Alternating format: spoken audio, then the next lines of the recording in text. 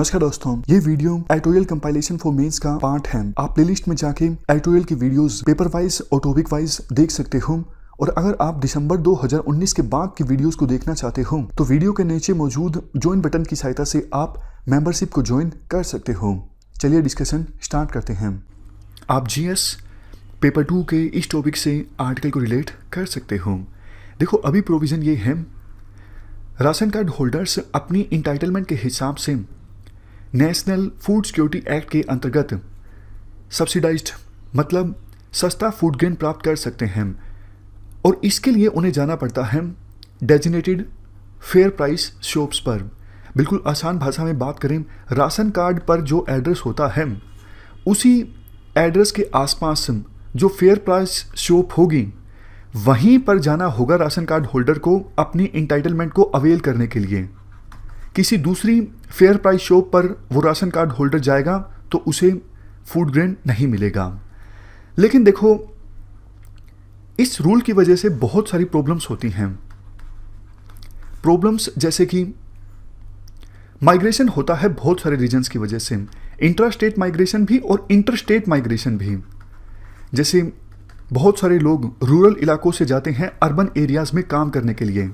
अब उनका ration card है रूरल एरिया में, लेकिन वो अर्बन एरिया में है, सिटी में है, तो स्पेशल उनका शहर से गांव में आना सब्सिडाइज्ड फूड ग्रेन प्राप्त करने के लिए इतना तो देखो किराया लग जाएगा। चलो आप इंटर स्टेट की भी छोड़िए, इंटर स्टेट की सोचिए। यूपी बिहार का कोई माइग्रेंट वर्कर तमिलनाडु में है, महाराष्ट्र में है, काम कर रहा है, लेकिन राशन कार्ड यूपी बिहार का है, तो वो वापस यूपी बिहार थोड़ी ना जाएगा उस स्पेसिफिक फेयर प्राइस शॉप पर अपनी इंटाइटलमेंट प्राप्त करने के लिए। होना तो ये चाहिए ना कि राशन कार्ड एक बन गया तो वो पूरे भारत में काम करेगा, जहां मर्जी चाहे राशन कार्ड होल्डर अपने हिस्से का अनाज प्राप्त कर सके। इसी चीज़ को इम्प्लीमेंट करने के लिए है ये scheme, one nation one ration card scheme. अगर ये स्कीम इम्प्लीमेंट हो जाती है, अभी देखो इसकी जो डेडलाइन है वो सेंट्रल गवर्नमेंट के द्वारा एक्सटेंड कर दी गई है। अगर ये स्कीम इम्प्लीमेंट हो जाती है तो काफ़ी सारे फायदे होंगे। पहला फायदा, migrant workers PDS food grains को यूनिवर्सली एक्सेस कर सकेंगे। नहीं फ़र्क पड़ता माइग्रेंट वर्कर्स किस स्टेट में काम कर रहे हैं, किस ज़िले में काम कर रहे हैं, उन्हें अपने हिस्से का फूड ग्रेन मिल जाएगा। दूसरा फ़ायदा, कंज्यूमर्स एम्पावर होंगे। कैसे? देखो, पहले क्या होता था, फेयर प्राइस शॉप पर जाते हैं राशन कार्ड होल्डर अनाज प्राप्त करने के लिए, लेकिन कुछ जो शॉप ओनर्स हैं वो मिसबिहेव करते हैं राशन कार्ड होल्डर्स के साथ। अनाज कम भी देते हैं, खराब अनाज देते हैं। बहुत सारी शिकायतें काफ़ी बार होती हैं राशन कार्ड होल्डर्स की शॉप ओनर्स के अगेंस्ट, लेकिन वो कुछ कर नहीं सकते। अब तो देखो, अगर कंज्यूमर्स को लगता है ये पर्टिकुलर शॉप ओनर अच्छा नहीं है तो वो दूसरे के पास चले जाएंगे, क्योंकि उनकी मर्जी है, वो कहीं से भी अनाज प्राप्त कर सकते हैं। तो जो शॉप ओनर्स हैं वो धांधलेबाजी कम करेंगे, क्योंकि उन्हें पता है कंज्यूमर आएंगे नहीं हमसे अनाज प्राप्त करने के लिए अगर हमने मिसबिहेव किया, हमने कम दिया, उनके साथ किसी प्रकार से धोखा किया। तो इससे कंज्यूमर एम्पावर होंगे। नेक्स्ट, सोशल डिस्क्रिमिनेशन कम होगा। देखो, सबसे ज़्यादा जो फ़ायदा होता है पीडीएस स्कीम का वुमेन को होता है, दूसरे डिसएडवांटेज ग्रुप्स को होता है, डिप्रेस्ड क्लासेस को होता है। तो अगर ये स्कीम ज़्यादा अच्छे ढंग से इम्प्लीमेंट होती है तो ये सारे जो वल्नरेबल सेक्शंस हैं वो और ज़्यादा एम्पावर होंगे। लास्ट पॉइंट एसडीजी से संबंधित है, मतलब सस्टेनेबल डेवलपमेंट गोल्स। हंगर और पुवर्टी से संबंधित जो सस्टेनेबल डेवलपमेंट गोल्स हैं उनको ज़्यादा बेहतर ढंग से अचीव किया जा सकेगा इस स्कीम की इम्प्लीमेंटेशन से। इवन देखो, ग्लोबल हंगर इंडेक्स में हमारा स्थान और ज़्यादा इम्प्रूव हो सकेगा। एक बात आपको बताऊं, पेपर 2 में और पेपर 3 में ऑलमोस्ट सभी जो टॉपिक्स हैं उनको आप एसडीजी से तो जोड़ ही सकते हो, मतलब सभी नहीं, ऑलमोस्ट सभी। तो जब भी कोई क्वेश्चन आता है आप जरूर देखिए एसडीजी से उस क्वेश्चन को रिलेट किया जा सकता है या फिर नहीं किया जा सकता। ना सिर्फ इससे पॉइंट इंक्रीज किया जा सकता है बल्कि वैल्यू एडिशन भी होता है। एग्जामिनर को लगता है कि कैंडिडेट की जो सोच है वो मल्टी डायमेंशनल है। हमने देखो बेनिफिट्स की तो बात कर ली, अब हम बात करते हैं चैलेंजेस की। One nation one ration card scheme की इम्प्लीमेंटेशन में क्या क्या चैलेंजेस हैं। सबसे पहला जो चैलेंज है वो है एक्सक्लूजन एरर।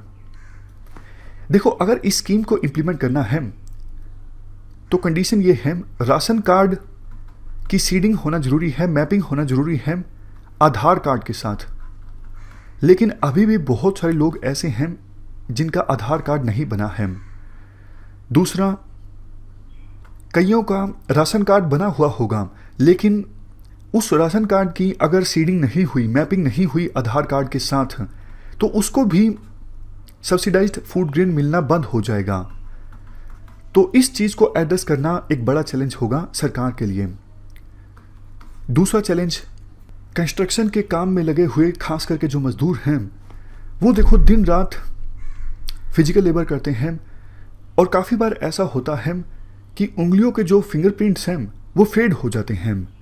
तो अब वो मजदूर जब जाएंगे फेयर प्राइस शॉप पर, अंगूठा लगाएंगे बायोमेट्रिक वेरिफिकेशन के लिए, तो हो सकता है वेरिफिकेशन ना हो, तो इससे उनको उनका इंटाइटल फूड ग्रेन नहीं मिलेगा। Next, logistical issues.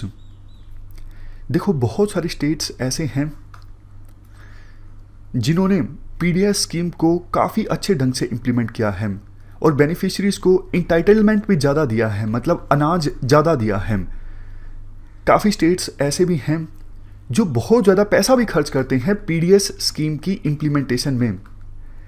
तो ये स्टेट्स तो बोलेंगे ना सेंट्रल गवर्नमेंट को कि भैया ऑलरेडी हम हमारे राज्य के नागरिकों को बहुत अच्छी सर्विस प्रोवाइड कर रहे हैं, लेकिन आप अगर हमें बोलोगे कि माइग्रेंट वर्कर्स को भी ये सर्विसेज आप प्रोवाइड कीजिए, इस स्कीम का लाभ आप दीजिए, तो इससे हमारे ऊपर बहुत ज़्यादा बर्डन पड़ेगा।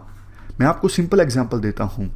यूपी, बिहार, उड़ीसा, छत्तीसगढ़, इन राज्यों के लाखों माइग्रेंट वर्कर्स दूसरे राज्यों में काम करते हैं। For example Maharashtra, Kerala, Karnataka, Tamil Nadu, Haryana, Punjab. तो ये राज्य बोलते हैं, इनका कंसर्न है कि 10 लाख मान लीजिए हरियाणा में माइग्रेंट वर्कर काम करते हैं, पंजाब में काम करते हैं, तो इनको सब्सिडाइज्ड फूड ग्रेन अगर हम देंगे तो हमारे ऊपर फिस्कल बर्डन काफ़ी ज़्यादा बढ़ेगा। तमिलनाडु तो ये भी बोलता है कि हमारी स्कीम बहुत अच्छी है, हम अपने रेवेन्यू से एक अच्छा खासा अमाउंट एलोकेट करते हैं इस स्कीम की इम्प्लीमेंटेशन में। तो कैसे फिस्कल बर्डन शेयर होगा इस स्कीम की इम्प्लीमेंटेशन का, ये डिसाइड करना एक बड़ा चैलेंज होगा। सबसे लास्ट में चैलेंज टेक्नोलॉजी एस्पेक्ट से संबंधित है। देखो, इस स्कीम की इम्प्लीमेंटेशन के लिए अच्छी टेक्नोलॉजी चाहिए क्योंकि बहुत सारा डेटा एक ही प्लेटफॉर्म पर आएगा।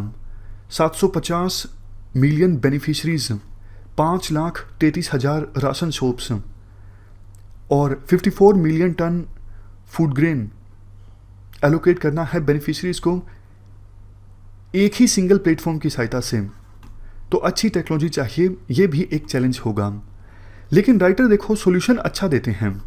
राइटर कहते हैं मुश्किल तो है लेकिन सभी कंसर्न्स को, सभी चैलेंजेस को एड्रेस किया जा सकता है। जिस प्रकार से हमने जीएसटी को इम्प्लीमेंट किया उससे हम काफ़ी कुछ सीख सकते हैं। जीएसटी की इम्प्लीमेंटेशन में भी बहुत बड़े चैलेंजेस थे लेकिन हमने अच्छे ढंग से उन चैलेंजेस को एड्रेस किया और उसी प्रकार से जीएसटी का हमारा जो एक्सपीरियंस रहा उससे सीखकर हम इस स्कीम को भी इम्प्लीमेंट कर सकते हैं। जैसे देखो, जब जीएसटी इम्प्लीमेंट हो रहा था तो तमिलनाडु और गुजरात जैसे स्टेट्स को लगता था हम तो नेट एक्सपोर्टर्स हैं और यूपी और बिहार ये स्टेट तो नेट कंज्यूमर्स हैं। तो तमिलनाडु और गुजरात जैसे स्टेट्स को लगता था कि जीएसटी के आने से हमें रेवेन्यू लॉस होगा। लेकिन जीएसटी एक्ट में प्रोविज़न ये किया गया, अगर किसी स्टेट को रेवेन्यू का लॉस होता है तो पहले 5 सालों के लिए सेंट्रल गवर्नमेंट उस रेवेन्यू लॉस की भरपाई करेगी। हालांकि देखो वो बात अलग है, आपको याद होगा पिछले हफ्ते हमने एक आर्टिकल डिस्कस किया था। राइटर कह रहे थे कि सेंट्रल गवर्नमेंट अपना वादा नहीं निभा रही है, रेवेन्यू लॉस की भरपाई की बात तो कर दी लेकिन उसे इम्प्लीमेंट नहीं कर रही है। खैर देर सवेर सेंट्रल गवर्नमेंट को भरपाई तो करनी ही होगी, अभी पैसे कम हैं, समझ गए। तो ये इस जीएसटी के इस पॉइंट से आप सीखिए। One nation one ration card की स्कीम की इम्प्लीमेंटेशन में भी अगर कुछ स्टेट्स को लगता है, फॉर एग्जांपल केरला, तमिलनाडु, कि हमारे यहाँ पर माइग्रेंट वर्कर्स आए हुए हैं काम करने के लिए, उनको अनाज अगर देना पड़ेगा तो हमें नुकसान होगा, तो इसके लिए सेंट्रल गवर्नमेंट बोल सकती है आप चिंता मत कीजिए, जो नुकसान होगा उसकी भरपाई हम करेंगे। तो इन स्टेट्स के कंसर्न एड्रेस हो जाएंगे। नेक्स्ट चैलेंज कैसे एड्रेस किया जा सकता है? एक चैलेंज देखो इंटर स्टेट कोऑर्डिनेशन का है। जैसे विभिन्न राज्यों के बीच में आपस में कोऑर्डिनेशन इस स्कीम को इम्प्लीमेंट करने के लिए, तो जीएसटी में प्रोविजन ये बना था कि एक काउंसिल इस्टेब्लिश हुई थी, जीएसटी काउंसिल, जो मिल के फैसले करती है। उसी प्रकार की एक council one nation one ration card scheme को इम्प्लीमेंट करने के लिए भी गठित की जा सकती है। ये काउंसिल इस स्कीम की इम्प्लीमेंटेशन से जुड़े बड़े फैसले ले और विभिन्न स्टेट्स के बीच कोऑर्डिनेशन इस्टेब्लिश करें। समय समय पर ये बॉडी, ये काउंसिल मिलती रहे और प्रॉब्लम्स को सोल्व करती रहे। समझ गए? तो ये दूसरी चीज़ है जो जीएसटी से हम सीख सकते हैं। तीसरी चीज़ जीएसटीएन। ये जीएसटीएन क्या है?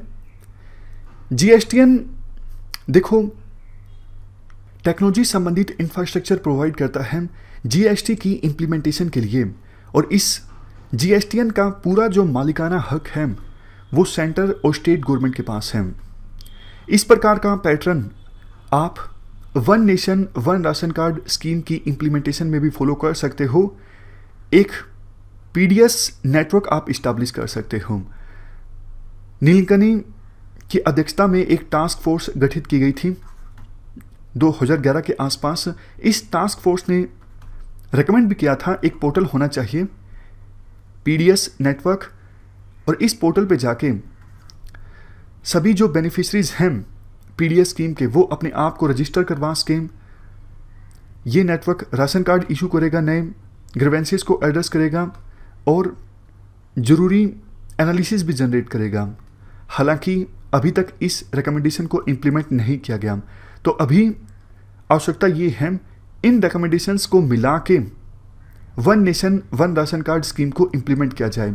मतलब ऐसा नेटवर्क इस्टेब्लिश किया जाए जो कि ना सिर्फ टेक्नोलॉजी इंफ्रास्ट्रक्चर प्रोवाइड करे one nation one ration card की स्कीम की इम्प्लीमेंटेशन के लिए, बल्कि उस पोर्टल पर ये सारे प्रोविज़न भी हों।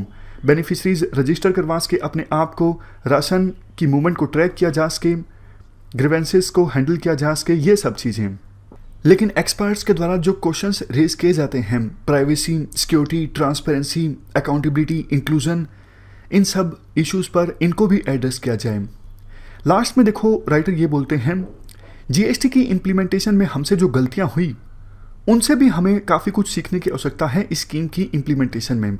जैसे देखो काफ़ी समय तक ये चलता रहा कि जीएसटी पेयर्स को उनका रिफंड समय पर नहीं मिलता था। इससे कैश फ्लो में काफ़ी परेशानी हुई, फर्म्स को अपने ऑपरेशंस चलाने में काफ़ी परेशानी होती थी। लेकिन देखो अभी इस स्कीम की इम्प्लीमेंटेशन में समय पर अगर बेनिफिशरीज को अनाज नहीं मिलेगा तो उनको तो बहुत ज़्यादा प्रॉब्लम्स का सामना करना पड़ेगा। खाना आपको नहीं मिल रहा है, कहीं और से प्रोविज़न नहीं हो पा रहा है, तो हंगर इंक्रीज होगी, न्यूट्रिशन की समस्या पैदा होगी। काफ़ी सारे स्टेट्स में एक कानून लागू है, राइट टू पब्लिक सर्विसेज।